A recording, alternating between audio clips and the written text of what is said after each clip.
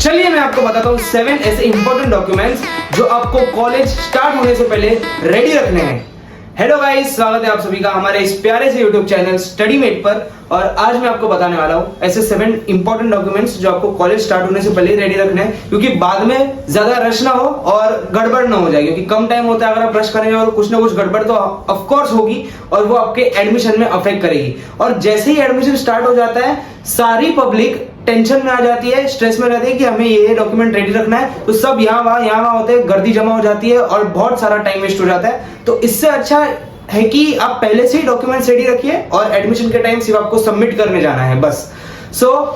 सबसे पहला important document जो आपको रेडी रखना है वो है आपका आधार कार्ड। आप बोलोगे आधार कार्ड तो सबका रेडी होता है।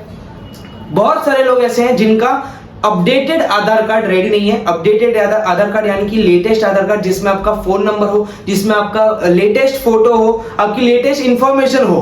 क्योंकि अब आप बच्चे नहीं रहे, अभी आप अडल्ट हो चुके हो, आपको अभी सारे अपने डॉक्यूमेंट्स की रिस्पॉन्सिबिलिटी लेनी होगी। आपकी एकदम जो अपडेटेड लेटेस्ट इंफॉर्मेशन है वो आपके डॉक्यूमेंट्स पर होनी चाहिए। आपका फोन नंबर उस पर होना चाहिए, आपका फोन नंबर और आधार कार्ड लिंक्ड होना चाहिए।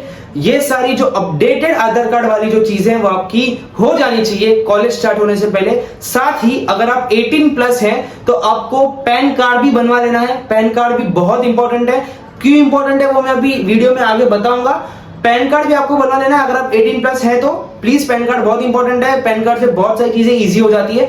तो 2 कार्ड्स आपको बनवा लेना है, लेटेस्ट अपडेटेड, पहला आधार कार्ड, दूसरा पैन कार्ड। अब बात करते हैं दूसरी इंपॉर्टेंट डॉक्यूमेंट की, और उस दूसरी इंपॉर्टेंट डॉक्यूमेंट का नाम है आपके सारे मार्कशीट्स। आपके 10th के मार्कशीट, आपके 12th के मार्कशीट जो बोर्ड की तरफ से आते हैं वो, और साथ में सीईटी के मार्कशीट जो अभी आपको मिलेंगे रिजल्ट के बाद, जो अभी आपको सीईटी के मार्कशीट अभी मिलेंगे, वो सारे मार्कशीट विद परसेंटाइल, 2-3 तरह के मार्कशीट होते हैं, वो सारे आपको रेडी रखने हैं। साथ ही में 11th, 10th और 12th के मार्कशीट भी आपको रेडी रखने हैं, क्योंकि कॉलेज जब एडमिशन लेती है ये सारे डॉक्यूमेंट्स वो मांगती है। 10th की मार्कशीट मांगेगी, 12th की मार्कशीट मांगेगी और सीईटी के मार्कशीट मांगेगी। तो ये सारी मार्कशीट आपको पहले से रेडी रख के रखना है। अगर आपने अभी तक 12th की मार्कशीट कॉलेज से कलेक्ट नहीं की है तो प्लीज जाके कलेक्ट कर लीजिए और संभाल के रखिए। 10th और 12th की मार्कशीट बहुत इंपॉर्टेंट है, आपको कॉलेज मांगने ही वाली है। अगर मार्कशीट नहीं होगी तो आपका एडमिशन रुक जाएगा। तो 10th 12th की मार्कशीट, साथ में सीईटी की मार्कशीट आपके पास रेडी होनी चाहिए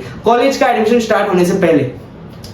तीसरी इंपॉर्टेंट डॉक्यूमेंट है आपका माइनॉरिटी या फिर आपका जो कास्ट सर्टिफिकेट होता है वो। अगर आप कोई माइनॉरिटी कास्ट में आते हो, लिंग्विस्टिक कास्ट में आते हो, या फिर कोई कास्ट में अगर आप आते हो और आपको उसी कास्ट माइनॉरिटी वाली कॉलेज में एडमिशन लेना है, जैसे कि सिंधी का माइनॉरिटी कास्ट हो गया, गुजराती लिंग्विस्टिक माइनॉरिटी कास्ट हो गया, वैसी सारी कॉलेज में अगर आपको एडमिशन लेना है तो आपको माइनॉरिटी कास्ट और माइनॉरिटी या तो कास्ट सर्टिफिकेट पहले से ही रेडी रखना होगा। मतलब ऐसा सर्टिफिकेट होता है, अगर आप कोई कास्ट से बिलोंग करते हो तो माइनॉरिटी या तो कास्ट सर्टिफिकेट होता है जो आपको बनवा के लेना है समाज की तरफ से, या फिर कोई भी ऑर्गेनाइजेशन जो आपके कास्ट में होगी वो आपको सर्टिफिकेट प्रोवाइड करेगी। तो कॉलेज स्टार्ट होने से पहले वो सर्टिफिकेट बनवा के रखिए, वरना आपको उस माइनॉरिटी कैटेगरी के अंदर आपको एडमिशन नहीं मिलेगा, उस कास्ट की कैटेगरी के अंदर आपको एडमिशन नहीं मिलेगा अगर आपके पास वो डॉक्यूमेंट नहीं है तो पहले से ही एडमिशन स्टार्ट होने से पहले सर्टिफिकेट रेडी रखिए। चौथे इंपॉर्टेंट डॉक्यूमेंट की बात है। चौथे इंपॉर्टेंट डॉक्यूमेंट का नाम है गैप सर्टिफिकेट। अगर आपका किसी भी कोई भी स्टैंडर्ड में गैप हुआ, जैसे कि 10th के बाद 1 साल आपने गैप लिया हो, 12th के बाद 1 साल आपने गैप लिया हो, तो वो जो गैप है उसका सर्टिफिकेट होना भी जरूरी है। कॉलेज कभी कभार मांगती है कि आपका गैप हुआ है तो सर्टिफिकेट बताइए, तो वो गैप सर्टिफिकेट भी आपका होना जरूरी है कि आपका गैप सर्टिफिकेट होना चाहिए। और साथ ही में डोमिसाइल सर्टिफिकेट भी बहुत इंपॉर्टेंट है, क्योंकि बिना डोमिसाइल सर्टिफिकेट के भी एडमिशन पॉसिबल होना नामुमकिन है, कि आपको डोमिसाइल सर्टिफिकेट होना ही चाहिए। साथ में अगर आपका गैप हुआ है तो गैप सर्टिफिकेट भी होना चाहिए। तो ये 2 इंपॉर्टेंट डॉक्यूमेंट्स है, डोमिसाइल सर्टिफिकेट और गैप सर्टिफिकेट। अब बात करते हैं 5वें इंपॉर्टेंट चीज के बारे में, जो है आपका बैंक अकाउंट। अगर आप 18 प्लस हो चुके हो तो आपका बैंक अकाउंट होना इज मस्ट, क्योंकि आगे जाके या फिर अभी से ही आपको कोई भी स्कॉलरशिप क्लेम करनी हो तो वो आपके ही बैंक अकाउंट में आने वाली है रिफंड होके, या फिर डायरेक्टली जब आप फीस पे करोगे आपके ही बैंक अकाउंट से कटने वाली है। तो आपको बैंक अकाउंट रेडी रखना है अपना, अगर आप 18 प्लस हो तो। अगर 18 प्लस नहीं हो तो एडमिशन के बाद आप कर लेना, लेकिन अगर आपको कोई स्कॉलरशिप क्लेम करनी है तो आपका बैंक अकाउंट होना जरूरी है। पता नहीं अगर कोई ऐसी स्कॉलरशिप होगी जो आपके बैंक अकाउंट के बिना भी हो जाए, लेकिन बहुत सारी स्कॉलरशिप ऐसी होती है जिसमें स्टूडेंट का बैंक अकाउंट होना इज मस्ट। तो बैंक अकाउंट खुलवा लेना अगर आप 18 प्लस हो तो, before your college admission starts. बात करते हैं 6th इंपॉर्टेंट डॉक्यूमेंट की, जिसका नाम है इनकम सर्टिफिकेट। अभी अगर मैं बात करूं, बहुत सारी ऐसी स्कीम्स होती हैं गवर्नमेंट की तरफ से जो आपको स्कॉलरशिप देती हैं। इसमें से बहुत फेमस एक स्कीम है जिसका नाम है ईबीसी स्कॉलरशिप, जिसमें आपको जो ट्यूशन फीस है, कॉलेज की सबसे ज्यादा फीस होती है ट्यूशन फीस। अलग अलग तरह की फीस होती है, आपको सब कंबाइन करके दी जाती है कि आपकी फीस ये है, 2 लाख है, 1 लाख है, आपको कंबाइन करके दी जाती है। लेकिन उस फीस के भी अलग अलग पार्ट होते हैं। तो सबसे ज्यादा पार्ट जो होल्ड करता है वो होता है ट्यूशन फीस। कॉलेज की ट्यूशन फीस बहुत हाई होती है, तो उस ट्यूशन फीस का 50% आपको रिफंड आ जाता है, या फिर आपको 50% देना नहीं पड़ता।